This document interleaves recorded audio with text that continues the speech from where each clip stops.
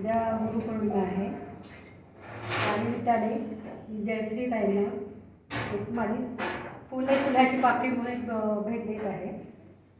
सकाळी 6 ते 7 त्या स्वतः योग शिकवतात आणि फ्रीमध्ये, म्हणजे सगळ्यांसाठीच ते अवेलेबल आहे.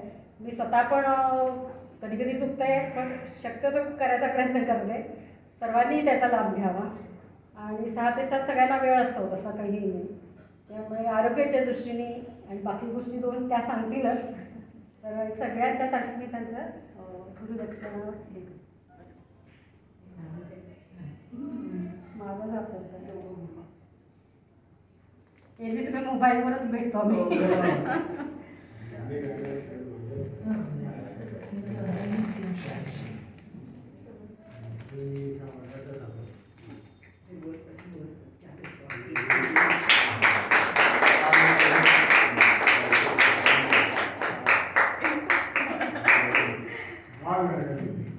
इतके वरिष्ठ गुरु बघितल्यानंतर मलाही बरं वाटतं की त्यांच्या समोरासमोर मी बसली आहे. पण माझी योग्यता नाही आहे सर, अजिबात योग्यता नाही आहे. कारण आमच्याकडे पहिल्या दिवसापासून सांगतात की मी जरी कुठल्या लेवलला असले, मी आज पूर्ण कर्नाटकाची हेड आहे आमच्या संस्थेची, पण आज सुद्धा मी एक साधक म्हणून राहायला पाहिजे आणि खाली बघून चाललं पाहिजे. म्हणजे पूर्ण जेव्हा आपला अहंकार जातो तेव्हाच तुम्ही समोरच्याला काही करू शकता आणि ती देण्याची ताकद तो देतो. त्यामुळे तुम्हाला काही करायचं नाही.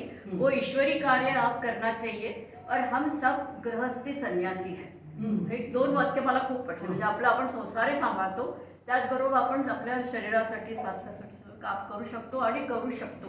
आता मला 40 वर्ष होतील आणि त्यांनी पण मला खूप साथ दिली. 4ला मी सकाळी बाहेर पडायची योगासाठी, क्लासेस घेण्यासाठी.